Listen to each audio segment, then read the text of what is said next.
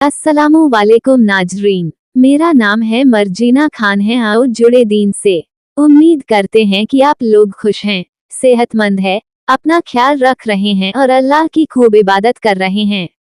आपको पता ही होगा कि आप अपनी जिंदगी में जो भी काम करते हैं उन कामों को उर्दू में कहते हैं अमाल। और यह भी जानते होंगे कि अमाल अच्छे भी होते हैं और बुरे भी होते हैं। अच्छे अमाल का नतीजा ये होता है कि इंसान को दुनिया में भलाई मिलती है और आखिरत में अज्र और सवाब हासिल होता है। दूसरी तरफ बुरे अमाल करने वाले को दुनिया और आखिरत दोनों में ही सजा मिलती है। वो अलग बात है कि अल्लाह तबारक व ताला अगर एहसान करे तो हमारे सारे गुनाहों को माफ कर दे, क्योंकि अल्लाह ताला रहमान है, रहीम है, करीम है। तो अगर वो माफ करने पर आए सारे गुनाह माफ कर दे, लेकिन अगर इंसाफ करें तो आखिरत में हम अपने गुनाहों की सजा से बच नहीं पाएंगे। यह अल्लाह ताला का एक कानून है। अच्छे अमाल फायदे का सौदा है, जबकि बुरे अमाल नुकसान का।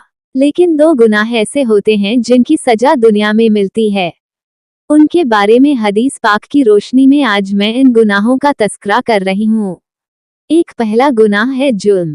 जुल्म का मतलब है किसी के हुकूक अदा ना करना या उस पर ज्यादती करना। इसमें बीवी, बच्चों, पड़ोसियों, वालिदैन और रिश्तेदारों पर जुल्म करना शामिल है। कोई अपने भाइयों के हक मार रहा है, कोई अपने बहनों के बहनों के हिस्से छीन रहा है, कोई माँ बाप को परेशान कर रहा हो या पड़ोसी को तकलीफ दे रहा हो। ये सब जुल्म में आता है। हदीस में आया है कि जुल्म ऐसा गुनाह है जिसकी सजा अल्लाह आखिरत में तो देगा ही, लेकिन दुनिया में भी इसका गुनाह का बदला मिल जाता है। और जो दूसरा गुनाह है वो है वालिदैन की नाफरमानी। और ये तो सभी लोग जानते हैं। वालिदैन की नाफरमानी करना, उन्हें तकलीफ देना और उनके जायज हुक्मों को ना मानना बहुत बड़ा गुनाह है। हदीस पाक में इसे खास तौर पर बयान किया गया है। कोई शख्स अगर वालिदैन का दिल दुखाए या उनकी नाराजगी का सबब बने तो उसकी सजा अल्लाह ताला दुनिया में ही दे देता है। और जो तीसरा गुनाह है रिश्तों को तोड़ना। जो लोग बहुत सारे लोग रिश्ते तोड़ भी देते हैं और बाज लोग ऐसे भी होते हैं कि भाई उनको आप दावत पे बुलाएंगे तो मैं नहीं आऊंगा, या फिर अब मैं आऊं तो वो ना आए। ऐसा होता है ना, बहुत बड़ा गुनाह है ये। और अक्सर मुसलमान कट जाते हैं और उन्हें इन बात का खबर भी नहीं है। रिश्तेदारों के साथ ताल्लुक तोड़ देना, भाई बहन से बातचीत बंद कर देना या अजीजों के हुकूक अदा ना करना, रिश्तों को तोड़ना कते रहम में शामिल है। हदीस में आया है कि जो शख्स चाहता है कि उसकी उम्र और रिज़्क में बरकत हो, उसे सिलाए रहमी करनी, रिश्तों को जोड़ना चाहिए। तो ऐसे अगर किसी ने कता रहमी के रिश्तों को तोड़ा तो उसका उल्टा होगा, यानी माँ बाप का या दूसरे रिश्तेदारों को सताया, उनके माल खाक बैठे और उनका हक अदा नहीं किया तो उसकी सजा भी अल्लाह दुनिया में दे देता है। इन तीन गुनाहों जुल्म, वालिदैन की नाफरमानी और कत रहम से बचने की कोशिश करनी चाहिए।